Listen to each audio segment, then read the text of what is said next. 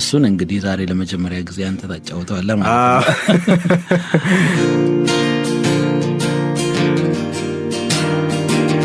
የተመረኮዙት ልብ ታጥፎባቸው ድንገት ይወደቁ ፍቅር ያዳጣቸው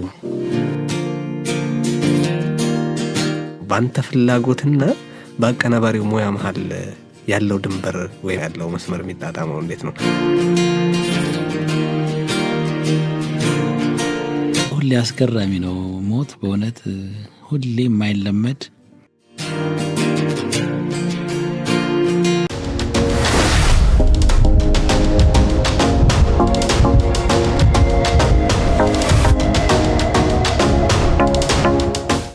ጤና ይስጥልን ክቡራትና ክቡራን እንደምን አላችሁ? አብራችሁን ስላላችሁ ርዕዮትን ስለምትከታተሉ እናመሰግናለን። ዛሬ እዚህ ርዕዮት ስቱዲዮ ድምፃዊና የዜማ ደራሲ ሚካኤል በላይነህ ተገኝቷል። ሚካኤል በላይነህ መጀመሪያ መለያ ቀለም የተሰኘ አልበም ከግርማይ ፍራሸዋ ጋር በመሆን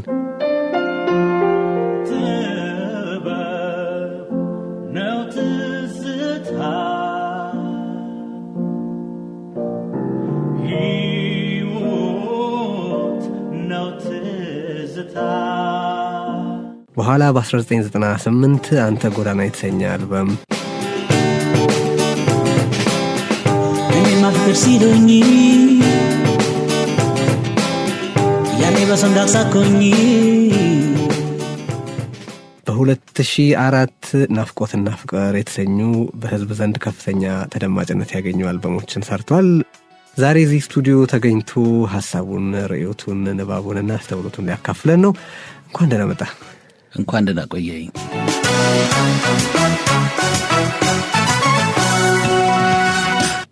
አመሰግናለሁ እዚህ ስቱዲዮ ስለተገናኘንና ይህንን ጨዋታ ስለምናደርግ። ከሁሉ ቢቀድም እና እንደው ብናወራውም ጥሩ ነው ብዬ የማስበው ሰሞኑን ብዙዎቻችንን ያስደነገጠ ዜና ሰማንና የድምፃዊ ታምራት ደስታ ህልፈተ ህይወት ነው እና እሱን አስመልክቶ የተሰማህን ስሜት ማጋራት ትፈልጋለህ ብዬ አስባለሁኝ። አንደኛ።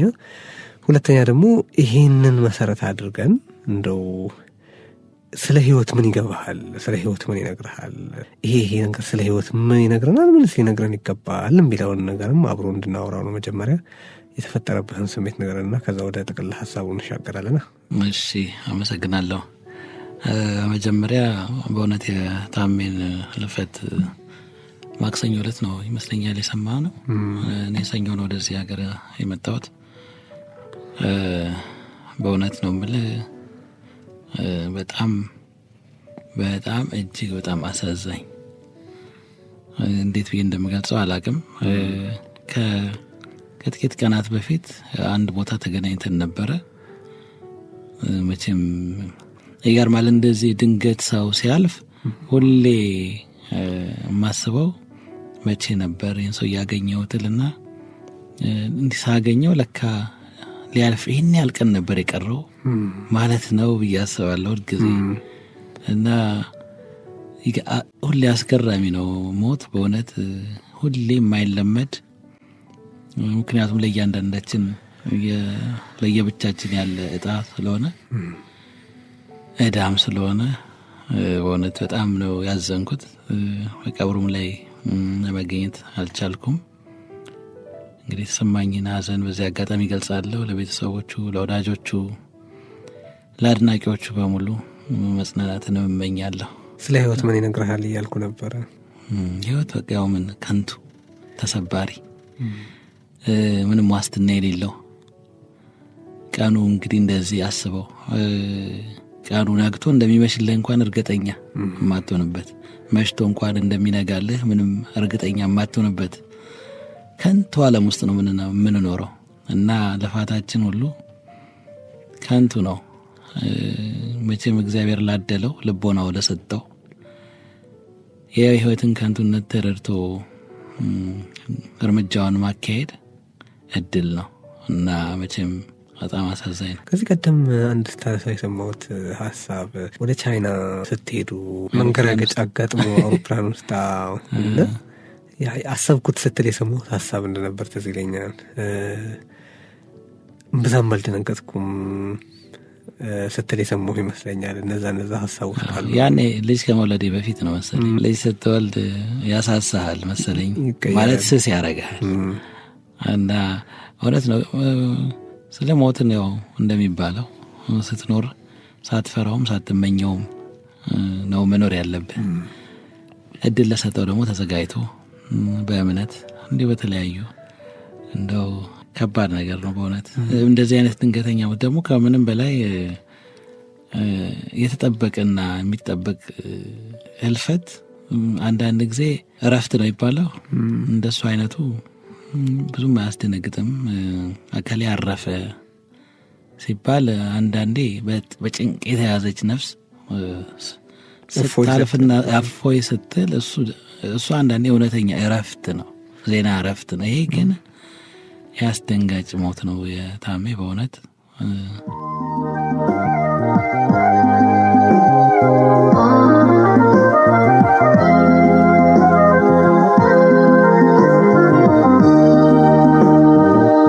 ሊቀበለኝ ብዬ ናቤቱታይን አያለው ሰማይ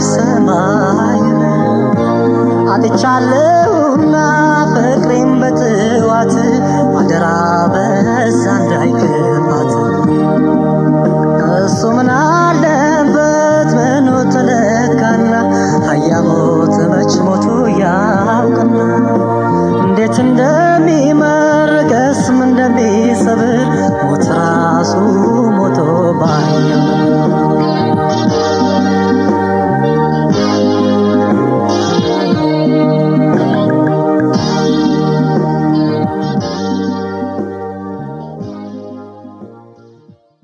በአንድ ጥያቄ ልጀምር። ሙዚቃን እሴት ጨምሮ ስለመጫወት መልሶ ስለመጫወት በተለያየ ጊዜ ተነጋግረን እናውቃለን።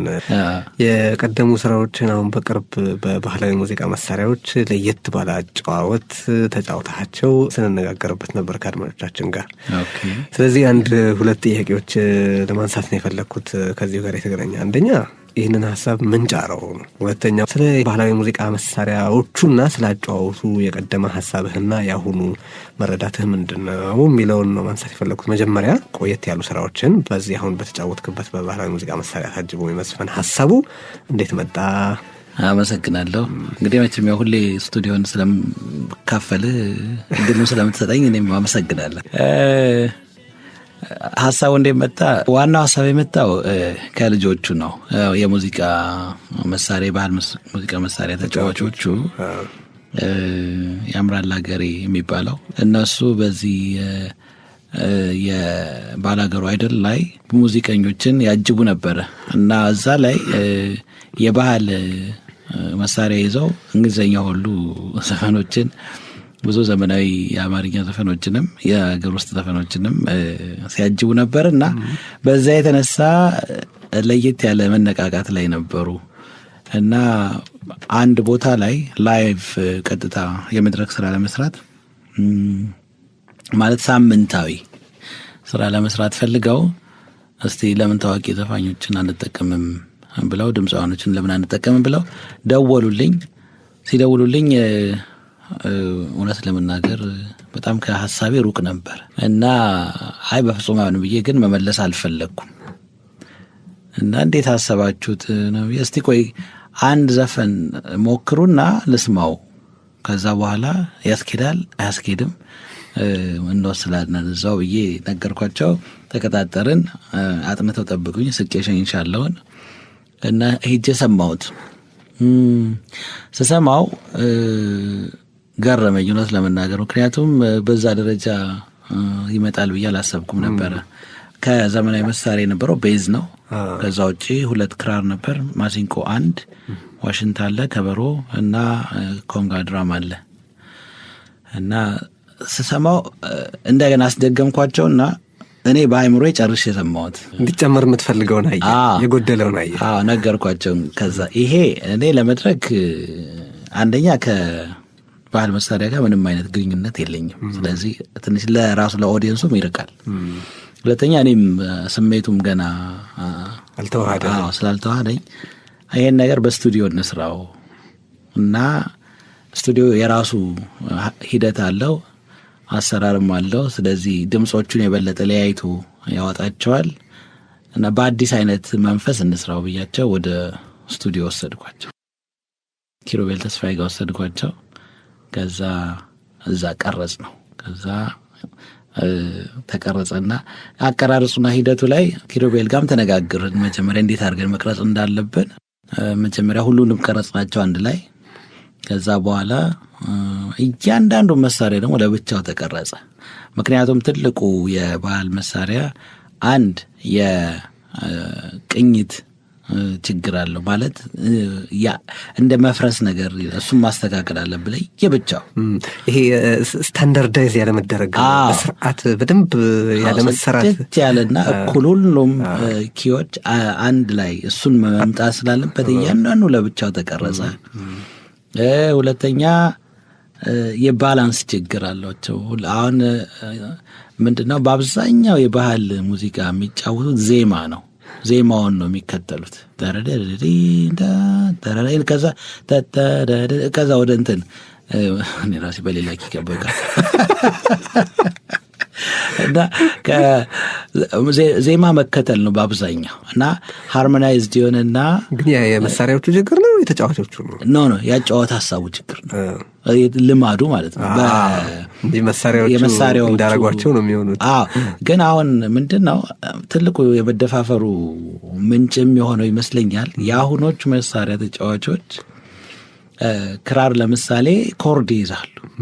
አነስ ያለ ኮርድም ቢሆን 3 ድምጽ አንድ ላይ ማለት ነው ትራያዶች የሚባሉ አሉ። እነሱን ስለሚጠቀሙ ሃርሞኒው አለ እና ያ ሙከራው ስላለ ያንን ግን ማግነን ነበረብን ለብቻው እንደ አጃቢ እንዲወጣ። ያ ደግሞ የሚሆነው ለብቻ ሲቀረጹ ነው።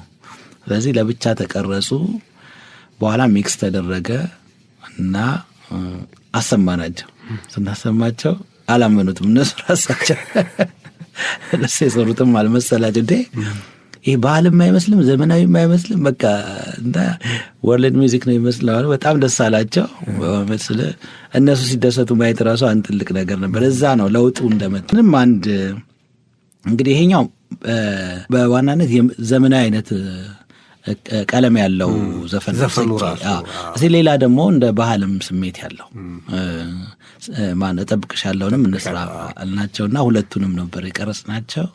እሱን እንግዲህ ዛሬ ለመጀመሪያ ጊዜ አንተ ታጫውተዋለህ ማለት ነው። ይሄ በጣም ደስ ይለኛል እና በዚህ ሂደት ነው የተሰራው። ሌላው ሁለተኛው ጥያቄ ምንድነው? ስለ ባህላዊ ሙዚቃዎች መሳሪያዎቹ የተለየ ጸጋና ገደቦቻቸው ነበረ ጥያቄ የነበረ መረዳት ምንድነው? አሁን በዚህ አጫውት ውስጥ የተረዳኸው አዲስ የሙዚቃ መሳሪያዎቹን በተመለከተ የገባህ ነገር አለ ወይ? ገደቡ እንዳለ ነው። ይሄ ምንም ጥርጥር የለውም። ምክንያቱም መሳሪያዎቹ እንግዲህ የለውጥ ሂደታቸውን አልጨረሱም መሰለኝ። ክራር ለምሳሌ ክራሩ ከአንድ ኪ ወደ አንድ ኪ ከሌላም ቅኝት ወደ ሌላ ቅኝት ስትሄድ ትንሽ ጊዜ መፍጀት ቅኝት ማስተካከል ወይም ደግሞ የተለያየ ክራር መጠቀም አለብህ። አሁን ፒያኖ ጊታርን ብትወስደው አንድ ከቃኘው በኋላ በ12 ቶኖች የሚባሉ አለ እነሱን አዛው መሳሪያው ላይ ቅኝት ሳትቀያየር መጫወት ትችላለህ። ይሄን አቅም የላቸውም እነዚህ መሳሪያዎች። ስለዚህ ዋሽንት ተጫዋቹን ብታየው አንድ ሀገር ዋሽንት ይዞ ነው የሚሄደው። ምክንያቱም እነዚህን ኪዎች በሙሉ ማግኘት አለበት። ማሲንቆ ተጫዋቹም ሲጠመዝዝ ምን ሲል ነው የምታገኝና ትንሽ የቲዩኒንግ ችግር አለው። ግን ያንን አልፈ እንደዚህ አይነት ቀለም ማምጣትም ይቻላል። አቅማቸውን ምንድነው ትልቁ አሁን ያየሁት ነገር ሙዚቃ ተጫዋቾች መሳሪያ ተጫዋቾቹ አድገዋል፣ አስተሳሰባቸው አድጓል፣ አጫዋወታቸው አድጓል እና ሙዚቃዎች መሳሪያዎቹን በጣም በጣም በጣም ያውቋቸዋል በሌላውም ማለት ነው። እና ለምሳሌ ኢምፕሮቫይዜሽን ስቄ ላይ የሰራው ልጅ ሳሚን ብታይ አጫዋወቱ በጣም አስገራሚ ነው እና ያ አቅም ማለት ነው። ልክ ደግሞ የጃዝ አይነት አጀማመሩ፣ አገባቡ፣ አወጣጡ እና በጣም በሳለ ጨዋታ አለ። የፒያኖ የጊታር ያህል ወይ እነሱን መምሰል ወይ እነሱን ቅርጽ መያዝ እንኳን ባይኖርባቸው በራሳቸው መንገድ እንዲያድጉ ሙከራ የለም። በጣም ይገባኛል እሱ ነገር። ማለት መሳሪያዎቹ ምንድን ነው የጎደላቸው፣ ምን ይጨመርላቸው ብሎ ማሰብ አላይም። እንደተፈጠሩ ናቸው ማለት ይቻላል። ትክክል ነው፣ ሀሳብህን እጋራለሁ። አባቶቻችን በተጫወቱባቸው፣ አያቶቻችን ቅድመ አያቶቻችን በተጫወቱባቸው መሳሪያዎች በዛው ነው እየተጫወተን ያለ ነው እንጂ የራሳችንን ነገር ጨምረን የራሳችንን ማሻሻያ አድርገን አይደለም። ክራሩ ላይ ለምሳሌ እንደ ይሄ ፎርዝ እና ሰቨን ግማሽ ክር ጨምሮ ያንን የማምጣት አይነት ስሜት አለ፣ ሙከራ አለ። እንደኔ ግን እሱ ወዲያው ያ ድምፅ ሲገባ ከለመድከው ሞድ አለ፣ ሞድ ይባላል ይወጣብኛል እና እውነት ልንገር ባይጨመር ደስ ይለኛል። እና እንደ ባህል መሳሪያ ወዴት እንደምታሳድጋቸው ከባድ ነው ለእኔ። በድምፅ ማሳደግ ሳይሆን ያጠቃቀም ማደግ ስል እንዴት መሰለህ፣ ለምሳሌ ስንት አይነት ነው ክራር የሚባለው ነገር ራሱ። በምን አይነት እንጨት ነው የምትሰራው? በምን አይነት ክር ነው የምትሰራው? በምን አይነት ሳጥን ነው የምትሰራው? ስንት በስንት ዲያሜትር ያለው ነው? ምን አይነት ክር ነው መጠቀም? እያንዳንዱ ዝርዝር ነገር መታወቅ አለበት አይደለ?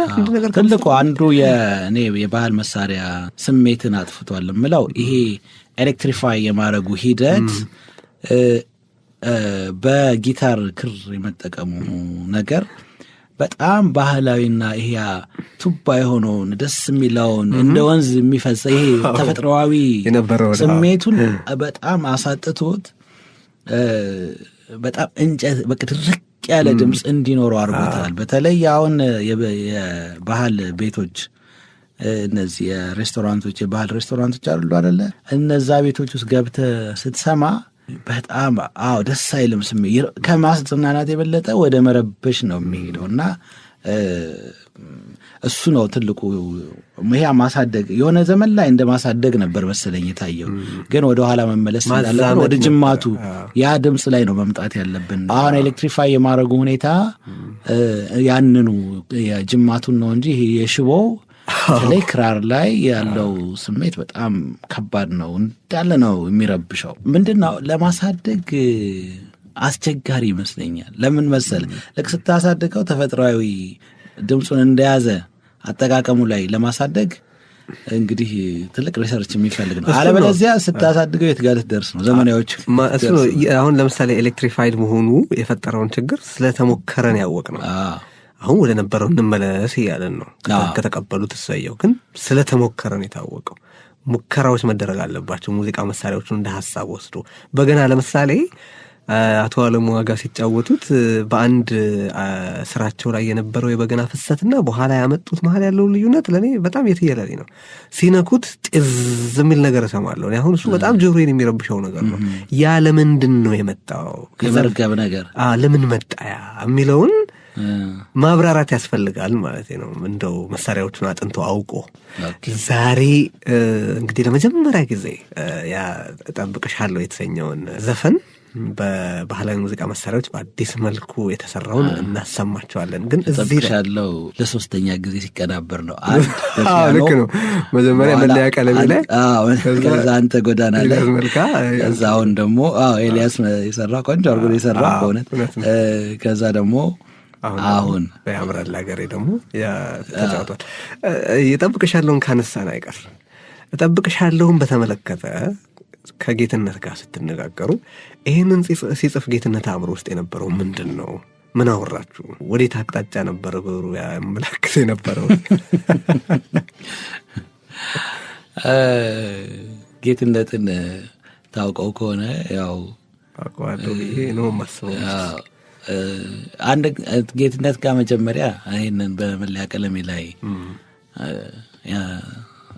መለያ ቀለሜ ፕሮጀክት ላይ ስንሰራ ግጥሙን እኔ ነበርኩ ብዙ ጊዜ ኤዲት የማደርገው ምናምንና ብዙም ልምድ አልነበረኝም እና በጣም አሰቃይቸዋል። ምንም የገጣሚው ስሜት አይገባኝም። ብቻ ከዜማው ጋር አልተስተካከለም። ወስድ በመጥረቢያ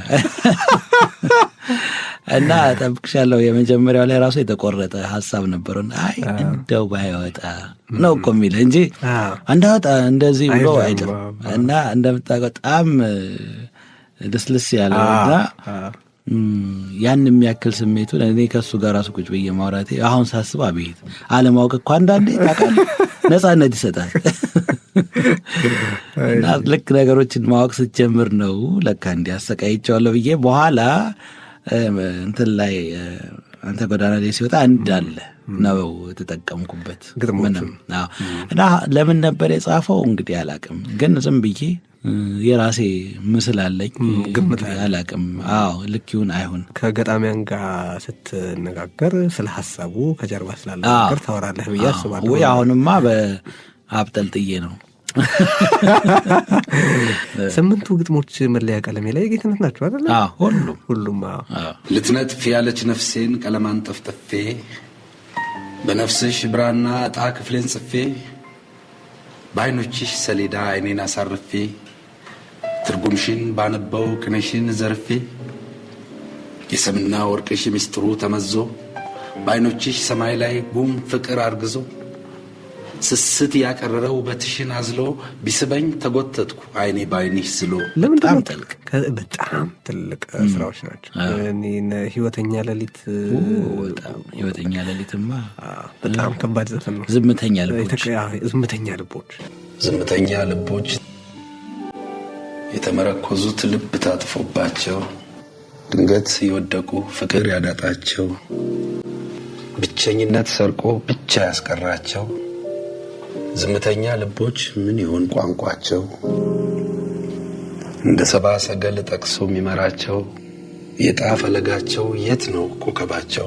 መቼም ከአምላክ ትንፋሽ ከውሃ ካፈሩ ከእምነትና ከእውነት ከፍቅር ሲሰሩ ዝምተኛ ልቦች ጥንቱን ሲፈጠሩ ተገፍትረው ወድቀው ደቀው እንዳይቀሩ በተስፋ ጸንተው ነው ዘላለም ሊኖሩ። ሙሽራ የተገለጸበት መንገድ ውበትን ፍለጋ ሙሽራዬ ራሱ ሙሽራዬ እንደውም ስፔሻል ኬዝ እኮ ነው። ለአንድ ጓደኛችን እባክህ ሙሽራዬን እስቲ ግጥም ጻፍ ብየው ጻፈልንና እንደውም በፒያኖ ከግርማ ጋር ሸራተን ሆቴል ተጫወት ነው ለአንድ ጓደኛችን ሰርግ። እና በጣም የተለየ አጋጣሚ ነበር። ውብ ስንኞች ሰጥቶናል ጌትነት። በጣም ግን እንደው በዚህ ገራም ጠባዩ በዛ በጣም ስል ብዕሩ እንደገና እንዴት ከጌትነት ጋር ሳትሰራ ቀረ አንተ? ጠይቄው ነበር እውነት ለመናገር እና አልተመቻቸውም ይመስለኛል። እንደ ልቡ የሚፈልጋቸውን ያህል ፈጠራ ላይ አልነበረም መሰለኝ እኔ በሰራውበት ጊዜ እንጂ ጠይቄ ነበረ። እንግዲህ ይህንን ሙዚቃ እናሰማችኋለን። እጠብቅሻለሁን። ከዛ ተመልሰን እናገኛችኋለን። ሚካኤል በላይነህ እዚህ ርዕዮት ስቱዲዮ አለ። ሀሳቦቻችሁን ጻፉ፣ ደውሉ፣ መልእክት ላኩልንና የተሻለ ርዕዮት ለመስራት አግዙን እንላቸዋለን።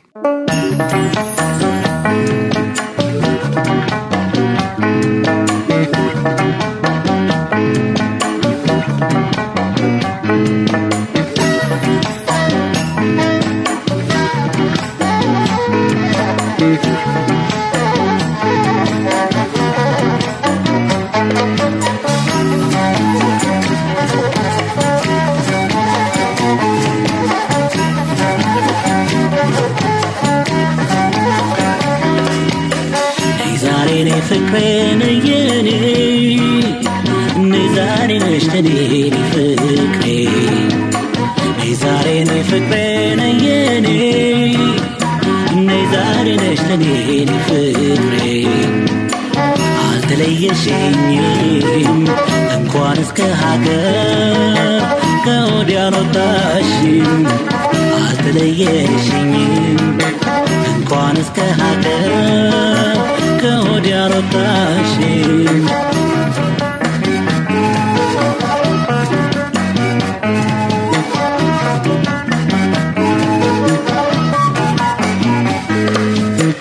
እነሱ ሲሸኙሽ ተቀብዬሻለሁ ባይኖቼ ጎትቼ አስቀርቼሻለሁ ጥለሽኝ አልሄድሽም አብረን አምናለሁ ሄጃለሁ ካልሽኝ እኔም መጥቻለሁ መራራቅ የናቀው ሕሊናሽ ሲረጋ የበቀልሽበትን አፈርሽን ፍለጋ አድርግሽም መዘሽም ስሬን ያልሽለታ የዛን ጊዜ አካሌ ክፋይዋን አገኝታ ትለመልማለች ዳግም ነፍስ ዘርታ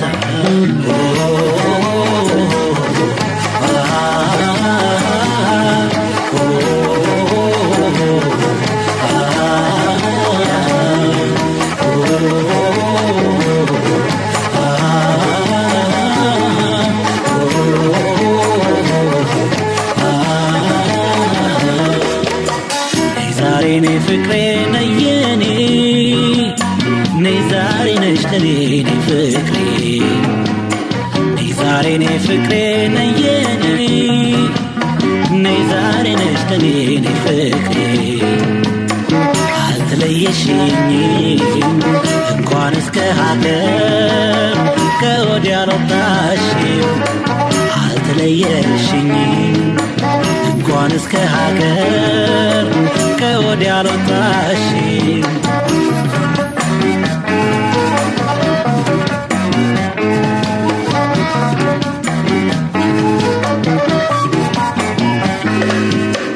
እነሱ ሲሸኙሽ ተቀብዬሻለሁ ባይኖቼ ጎትቼ አስቀርቼሻለሁ ጥለሽኝ አልሄድሽም አብረን አምናለሁ ሄጃለሁ ካልሽኝ እኔም መጥቻለሁ ገላው ጥላው ሄደች እየተባባሉ ሰዎች ስማችንን ቆርጠው ይጥላሉ አምላክ በቸርነት ዕድሜውን ሰጥቷቸው ዳግም ባድሳዩን ቆመን ከፊታቸው ምን ያወሩ ይሆን ሰው ቢጠይቃቸው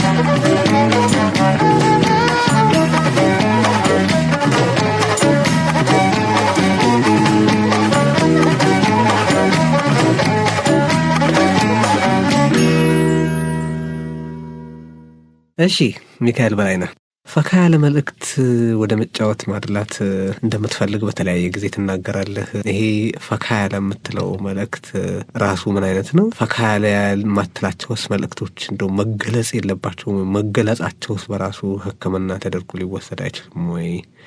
አንድ ሰው ሀዘኑ ተገልጾለት ተዘፍኖለት ሲያይ ብቸኛ ለመሆኑን ማሰቡ መጽናናት አይደለም ወይ? እሱስ ራሱ ከችግሩ እንዲወጣ አይረዳውም ወይ? የመሳሰሉ ብቻ። ስለዚህ ስለ ፈካ ያሉ መልእክቶች ስለመስፈን እስቲ እናወራ። ለምን መሰለህ ፈካ ያሉ በጣም የምገፋባቸው ወይም ማስተዋወቀው ምንድነው ፈካ ያለ? መጀመሪያ ፈገግ ያለ ሐሳቡም ማይጨንቅ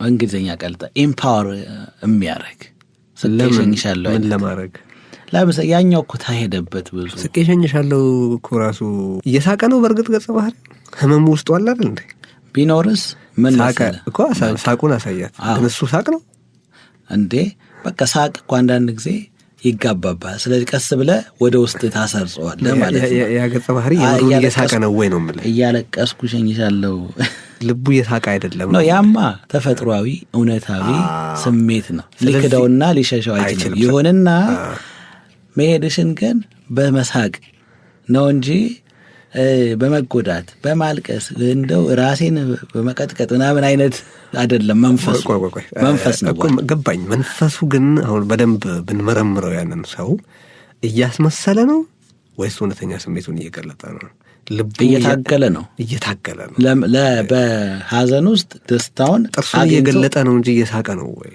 ከልቡ ያልመነጨ ሳቅ ነው ሊባል ይችላል አሁን ራስን ለማዘን ስታዘጋጅ ጭራሽ አዘቅት ውስጥ እየሄድክ ነው ማለት ነው ግን ሐዘን ላይ መሆንን አውቀህ ግን ወደ ፈገግታ ለመሄድ ከተዘጋጀ ራሱ ድንበሩ ሌላው ቢቀር ወደ አዘቅትና ወደ ብርሃን ነው የሚሆነው ስለዚህ ያ ሰውዬም ሐዘን ላይ እኮ የማይደርስ ሰው የለም በተለያየ ምክንያት ትደርሳለህ ግን ወደ የትኛው አመራለሁ ነው ያንን ጭራሽ እያስተጋባው ራሴን በቃ የበለጠ ወደ ሐዘን ውስጥ ዘቅጣለሁ ነው ወይስ ከዛ ተላቅቄ እወጣለሁ ወይ ነው ሐዘን ውስጥ የሚያዘቅጥህ ሐዘኑን መለሰ መግለጽ ነው ወይስ መጀመሪያ በልብ ያለ ሐዘን መጣ ነው ዝም ብላ መቆዘም ምንድነው ምን ልበል እስቲ ቃል ስጠኝ ለምሳሌ ሐዘን ጉርጉሮ አለ ብዙ የሚያነጋግር ነገር ነው በኢትዮጵያ ውስጥ ለቅሶ ረጅም ጊዜ ወስድ ነበር ታውቃለህ አሁንም እንደዛ ይመስለኛል በብዙ የሀገሪቱ ክፍሎች ያ ቴራፒ ነው የሚሉ አሉ እሱን ነው እያልኩ ያሉት ያ መገለጹ መውጣት ይሄ ፍቅር ነው አይደለም እኔ ምሳሌ እኮ ነው ያመጣሁት እሱን እኔ አሁን የስቄ ሸኝሻለሁን እኮ ምሳሌ ነው ያመጣሁት ግን ፈካ ያሉ መልእክቶችን በተመለከተ ስለመጫወት ስታነሳ ፈካ ያላለው መልእክት መገለጡ ራሱ ሕክምና ሊሆን አይችልም ወይ እንደው ሐሳብ እንድናነሳ ያገላለጽህ ጉዳይ ነው እንዴት አድርገህ ነው የምትገልጸው ሰውየው እንዲታከም አድርገህ ነው የምትገልጸው ወይስ ራሱን በሐዘን የበለጠ እንዲጫን አድርገህ ነው የምትገልጸው በጣም የምትወደው ሰው ሲለይ አንድ ሰው መጥቶ አብሮህ በምን አይነት መልኩ ሲለይ በምንም ይለይ በሞት ተለየህ እንበል እሺ በሞት ሲለይ ጎረቤቶችህ መጥተው እድሩ ሰፈሩ ተሰብስቦ መጥቶ አብሮህ ነው የሚያለቅሰው አይደል መጀመሪያ አይደል ያ እድል ነው እኮ አብሮህ ያለቅሳል ሲያለቅስ ኢትዮጵያዊ እድል እኮ ለሌላ የፈለኩት ምንድነው ያ ሐዘን የኔ ብቻ አይደለም ብለህ እንድታስብ ያደረገው ሐዘኑ አንተ ውስጥ ሳይቀር በደንብ ቡቱ መገለጹ ነው ለምሳሌ እኛ ሀገር ትልቁ ችግራችን ኤምፓወር መሆን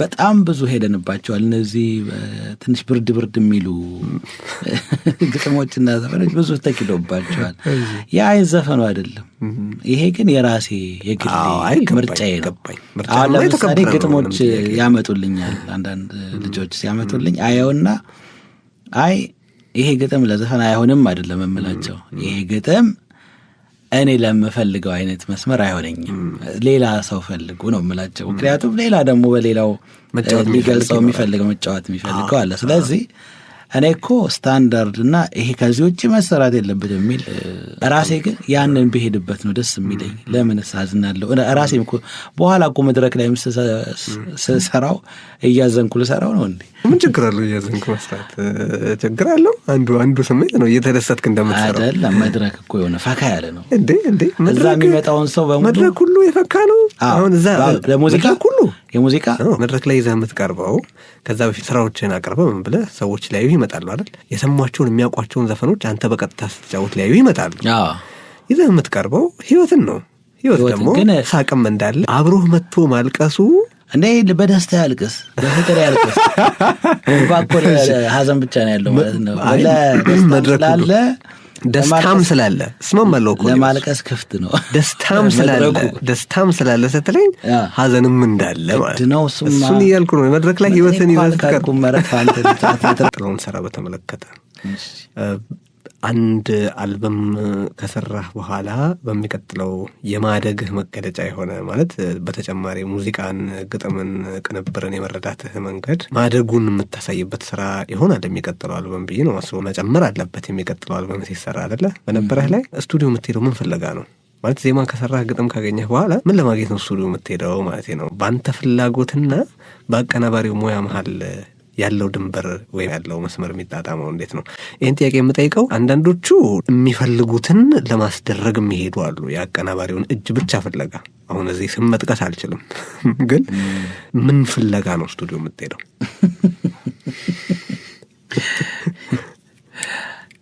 ነገረኛ ነው።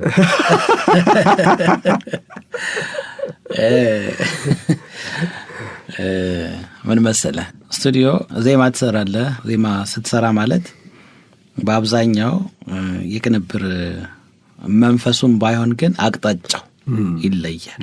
ለምሳሌ የሰራው ዜማ የእስክስታ ነው ወይ? ስለዚህ አቅጣጫው ለይቷል ማለት ነው።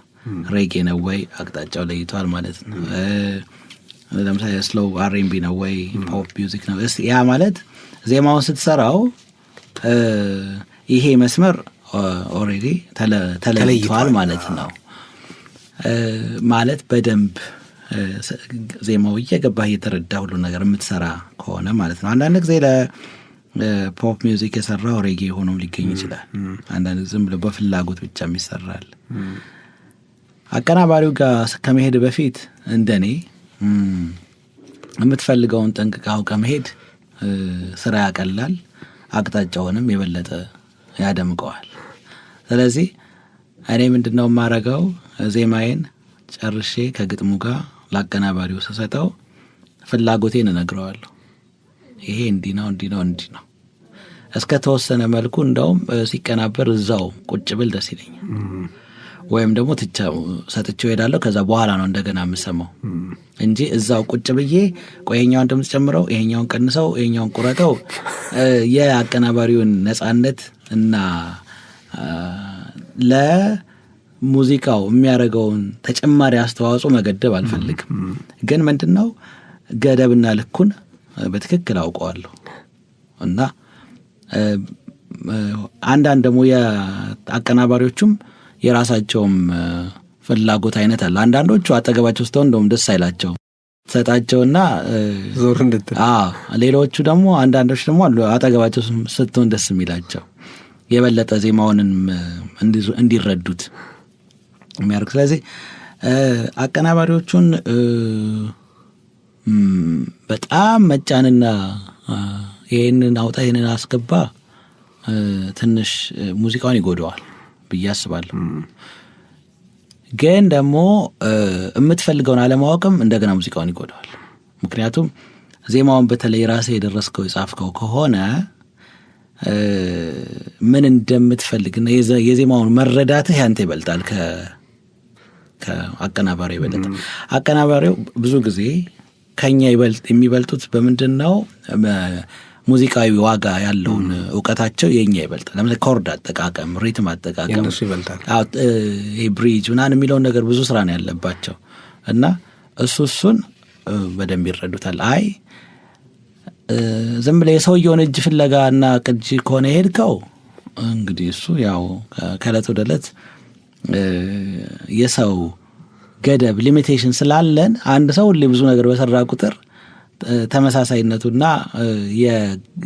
የዜማው የዘፈኑ አሰራር ጥልቀቱ ማነሱ አይቀርም። አሁን ግን የተለያየ ዜማ ደራሲ ለምሳሌ አንድ አሬንጀሮች ራሳቸው በጣም ብዙ እየሰሩ በመጡ ቁጥር እያነሱ ነው የሚመጡት። ይሄም ችግር አለ። ስለዚህ ምንድነው አንዳንድ ጊዜ ለየት ያለ ዜማ ሲመጣላቸው እነሱም ደስ ይላቸዋል። ይሄ ነው እንግዲህ በመልሽልህ። አይ በጥሩ ሁኔታ ነው። በጣም አመሰግናለሁ። እንግዲህ በእኔ ስንፍና ያላነሳሁት ነገር ካለ ይሄ ውይይት የተሟላ እንዲሆን መጨመር የምትፈልገው እንደው ቢሰሙልኝ ቢረዱልኝ የምትለው ነገር ካለ ደስ ይለኛል። ቴዲ ካሰብኩት በላይ ነው ያስለፈለፍኩኝ።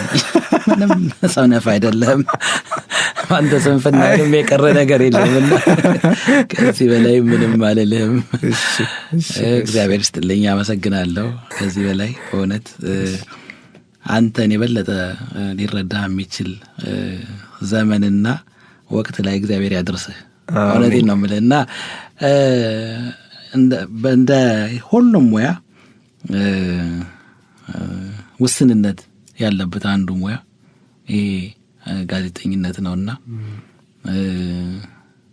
ዝም ብሎ ለማውራት ሳይሆን እንደው ዝም ብሎ ለመቀላመድም ሳይሆን እውነተኛ ሐሳብን እውነተኛ የሰዎችን አስተሳሰብን ለማዳበር ሁሌ ስትጥር ነው ማየና የሰዎች መረዳት ምን ያለው እንግዲህ ሁሉም ከጊዜ ጋር ይመጣል። ሲያድጋዋለሁ ግን ያድጋል ደግሞ እና የበለጠ የምትደርስበት ዘመን ላይ እንዲሆን ምኞቴ ነው። በጣም አመሰግናለሁ ሚካኤል በላይነህ ድምፃዊና የዜማ ደራሲ ዛሬ ሪዮት ስቱዲዮ ተገኝቶ ሀሳቡን አካፍሎናል። ከእናንተ ጋር ሀሳቡን ተለዋውጣል። ስለሰጣችሁን አስተያየት፣ ስለላካችሁልን መልእክቶች ሁሉ ከልብ እናመሰግናለን። ሀሳቦቻችሁን ስለነገራችሁን፣ የተሻለ ሪዮት እንድንሰራ ስላገዛችሁን ቸሩን ሁሉ እንመኝላችኋለን።